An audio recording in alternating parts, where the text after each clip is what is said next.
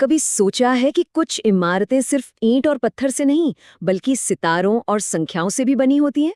कि उनकी नींव में एक छिपा हुआ ब्रह्मांडीय कोड हो सकता है। आज हम वास्तुशास्त्र के इसी गहरे रहस्य को उजागर करने वाले हैं और देखेंगे कि कैसे हजारों साल पहले आर्किटेक्ट्स ब्रह्मांड के नक्शे को हमारे घरों में उतार दिया करते थे। तो सवाल ये है कि क्या एक इमारत का भी ठीक हमारी तरह एक जन्म नक्षत्र हो सकता है, एक ऐसा सितारा जो उसके भाग्य को तय करे? सुनने में ये शायद थोड़ा अजीब लगे, लेकिन वास्तुशास्त्र के हिसाब से इसका जवाब है हाँ। और कमाल की बात यह है कि इसका पता लगाने का तरीका पूरी तरह से गणित पर आधारित है। चलिए देखते हैं कैसे। इस पूरे रहस्य को खोलने के लिए हम 4 पड़ावों से गुजरेंगे।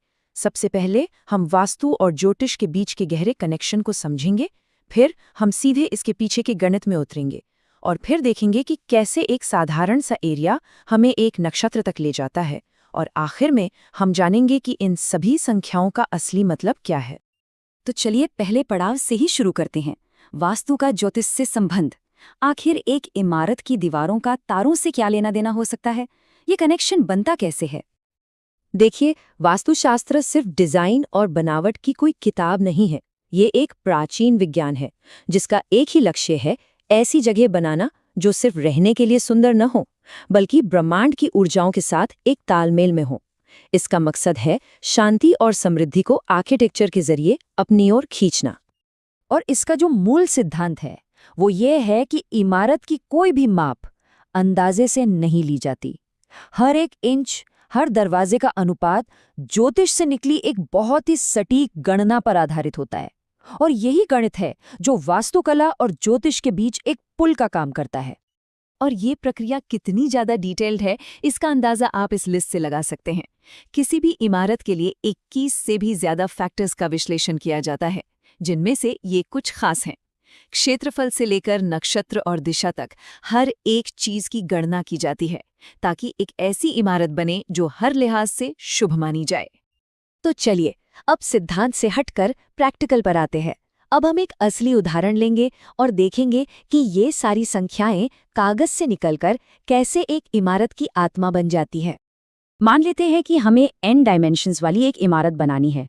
लंबाई और चौड़ाई 5 हाथ और 5 अंगुल है और ऊंचाई 6 हाथ और 1 अंगुल। ठीक है, अब हमारे सारी की सारी कैलकुलेशंस इन्हीं नंबरों पर आधारित होंगे। किसी भी गणना को शुरू करने से पहले सबसे जरूरी काम होता है सभी मापों को एक ही यूनिट में लाना। वास्तु में ये बेस यूनिट है अंगुल, मतलब 1 उंगली की चौड़ाई। जैसा कि हम जानते हैं, एक हाथ में 24 अंगुल होते हैं, तो इस हिसाब से हमारी इमारत की लंबाई और चौड़ाई दोनों ही 125 अंगुल हो जाती हैं। अब हमारा अगला कदम है क्षेत्रफल निकालना। ये बस लंबाई को चौड़ाई से गुणा करके मिलता है। लेकिन ये संख्या सिर्फ जमीन का माप नहीं है। आप कह सकते हैं कि ये वो बीज है जिससे बाकी सभी ज्योतिषीय गणनाएं उगती हैं। तो अब हम क्षेत्रफल निकालते हैं। 125 अंगुल को 125 अंगुल से गुणा करते हैं। ये एक साधारण सा गुणा भाग लग सकता है, लेकिन जो संख्या अब सामने आएगी वही हमारे पूरे विश्लेषण की चाबी है।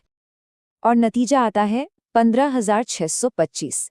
इस संख्या को ध्यान में रखिएगा, क्योंकि यही वो जादुई आंकड़ा है जो हमें इमारत के ब्रह्मांडीय रहस्यों तक ले जाने वाला है। तो अब हमारे पास क्षेत्रफल है। अब क्या? अब हम अगले चरण पर चलते हैं, जहां हम इस जमीनी क्षेत्रफल को ज्योतिष के अर्थ में बदलेंगे। सही मायनों में यहीं पर गणित और ब्रह्मांड का मिलन होता है। सबसे पहले हम निकालेंगे आय। इसे इमारत की कमाई या उसकी ऊर्जा का प्रकार समझ सकते हैं। इसे निकालने का फॉर्मूला बहुत सीधा है। कुल क्षेत्रफल को 8 से भाग दें। लेकिन यहाँ जवाब से ज्यादा जरूरी है वो संख्या जो शेष बचती है, मतलब रिमाइंडर। तो 15,625 को जब हम 8 से भाग देते हैं तो शेष बचता है 1। बस यही एक अंक, ये छोटा सा 1 हमारी इमारत की आय का प्रकार तय करेगा। इसका मतलब क्या है, ये हम आगे देखेंगे। और अब हम उस सवाल पर आते हैं जिससे हमने ये सब शुरू किया था, इमारत का जन्म नक्षत्र।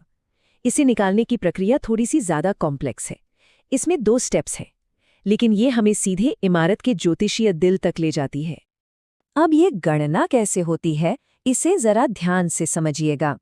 वैदिक ज्योतिष में 27 नक्षत्र होते हैं, इसलिए हम पहले अपने क्षेत्रफल यानी 15,625 को 27 से भाग देते हैं। शेषफल आता है 19। अब इस शेषफल को हम 8 से गुणा करते हैं, जिससे हमें मिलता है 152, और आखिरी कदम में हम इस 152 को फिर से 27 से भाग देते हैं। अब जो अंतिम शेषफल बचेगा वही हमारी इमारत का नक्षत्र अंक होगा। तो इस पूरी गणितीय यात्रा के बाद हमें एक संख्या मिलती है, 17। यही वो अंक है जो हमारी इमारत के जन्म नक्षत्र को बताता है। पर 27 में से 17वां नक्षत्र है कौन सा, और इसका मतलब क्या है? तो अब वो क्षण आ गया है जिसका हम सब इंतजार कर रहे थे। चलिए इन सभी अमूर्त संख्याओं को उनके असली ठोस अर्थों में बदलते हैं और देखते हैं कि हमारी इमारत का ब्रह्मांडीय खाका आखिर दिखता कैसा है। जरा इस टेबल पर नजर डालिए, यहीं पर सारी संख्याएं एक कहानी बन जाती हैं। हमारी आय का शेषफल 1 था, जिसका मतलब है ध्वज आय, यानी विजय और प्रसिद्धि का प्रतीक, जो कि बहुत शुभ माना जाता है। हमारा नक्षत्र अंक 17, 27 नक्षत्रों में से 17वां नक्षत्र है, अनुराधा, जो मित्रता और सफलता से जुड़ा है। ये नक्षत्र देवगण में आता है, जिसका मतलब है कि इसकी प्रकृति दिव्य और सात्विक है। और आखिर में इस नक्षत्र की दिशा है पश्चिम, तो हमारे पास एक शुभ, सफल और दिव्य प्रकृति वाली इमारत है।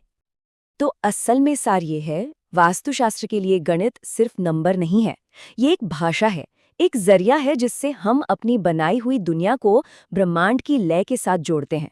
ये हमें सिखाता है कि कैसे सही माप और अनुपात का इस्तेमाल करके हम सिर्फ एक इमारत नहीं, बल्कि एक ऐसा घर बना सकते हैं जिसकी आत्मा सीधे ब्रह्मांड से जुड़ी हो। और ये हमें एक बहुत बड़े सवाल पर लाके छोड़ देता है। अगर संख्याएं एक इमारत के भाग्य को तय कर सकती हैं, तो सोचिए प्राचीन संस्कृतियों ने गणित का इस्तेमाल और कहाँ-कहाँ किया होगा। सिर्फ दुनिया को नापने के लिए नहीं, बल्कि इस विशाल ब्रह्मांड में अपनी जगह को समझने और उसे एक अर्थ देने के लिए। अगली बार जब किसी पुरानी इमारत को देखें, तो सोचिएगा, क्या उसकी दीवारों में भी कोई ऐसी ही कहानी छिपी है?